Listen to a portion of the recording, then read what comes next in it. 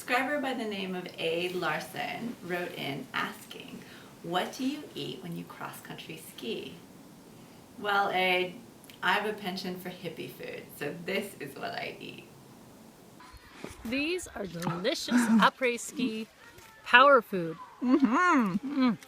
This is a really simple recipe with a lot of ingredients. If you have a health food store where you can buy in bulk, then you're set. So don't be put off by the list of ingredients. You can kind of customize this however you like, as long as you keep some of the ratios constant.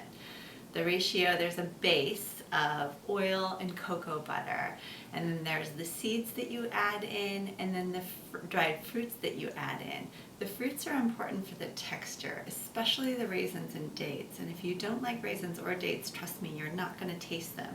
What they do is they sweeten these bars, but they also give it that really nice kind of sticky quality that holds everything together. So if you don't have some of the seeds and can't find some of the seeds or nuts, you can substitute in seeds and nuts that you can find and customize these however you'd like. Okay, we're going to start with our coconut butter. So yesterday I did a video on how to make your own coconut butter. You can buy it in health food stores. It's just expensive and it's really cheap to make your own. So I'll put a link to that video at the end of this one. So we're going to start by adding raw walnuts and sunflower seeds to our coconut butter and the flax meal. Now pulse this just a few times to get all of those big pieces chopped up into little pieces. We're going to go for a fine crumb, not a butter consistency like peanut butter, but just something that's broken up really, really fine, because we're going to continue to pulse it once we add the fruit.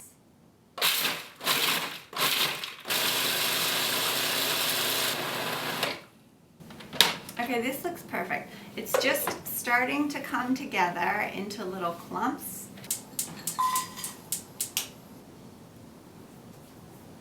Melt your cocoa butter over low heat.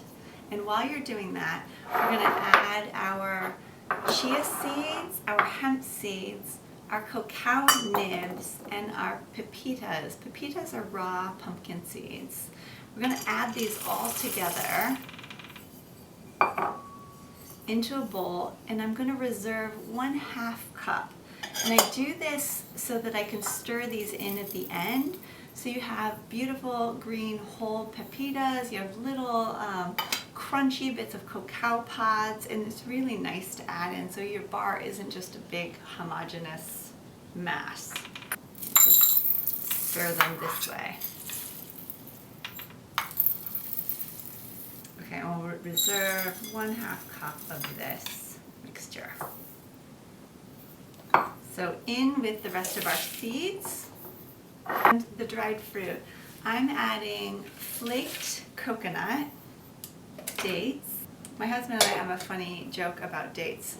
I've made several recipes that call for medjool dates using a lesser quality date that's a little bit harder. They're really nice for eating out of hand, but they just don't have that really gooey, yummy stickiness that medjool dates have.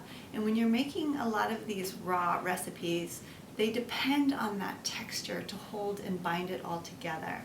So when we were in Egypt, we were eating dates in the winter that had just been left on the trees that hadn't been picked. And we said something to one of the locals about how delicious they were. And he's like, delicious, we feed those to the donkeys. So don't use donkey dates, use the good dates in this recipe. And also raisins and unsweetened cocoa powder. So we're going to blend this all up for maybe a minute or two. You want everything combined.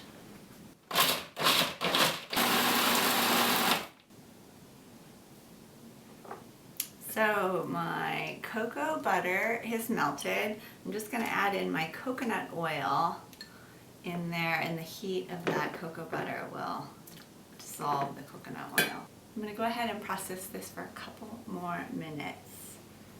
While I'm doing that, while this is processing, I'm going to add 5 drops of orange oil. If you don't have orange oil, you can use the zest of 2 whole oranges. I just didn't have oranges right now. So I'm going to add this to my oil and a pinch of salt.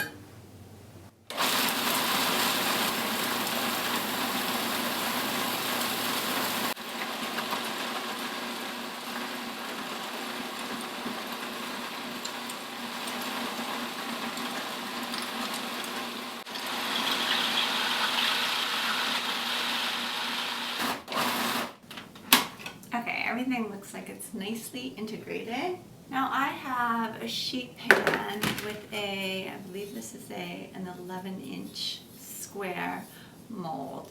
You can just use a brownie pan, a cake pan, whatever you have. You can actually, this will hold together well enough that you can just shape it into a square if that's easiest. But I love these little molds because you can just pop the mold off and then cut them in squares and you don't have any edges. So go ahead and pour this into your mold. You can choose your mold depending on the shape that you want these. Now I made some the other day and I made them really thick and I cut them into squares so they're perfect little bite-sized cubes. These I'm going to make thinner and cut them into bars. And just push this out into your mold. My super smart husband gave me the idea of smushing this all down evenly with a spatula. Now refrigerate these for 24 hours. At that point they'll be fully set up and really easy to cut into nice bars.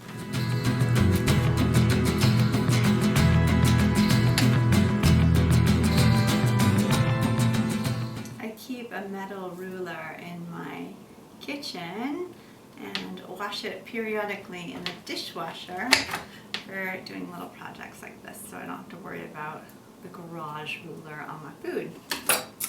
So there you have it, superfood energy bars that are wonderful, packable, delicious little treats with no nasties in them, no sugar, nothing refined, and they'll last for a couple months in an airtight container in your refrigerator.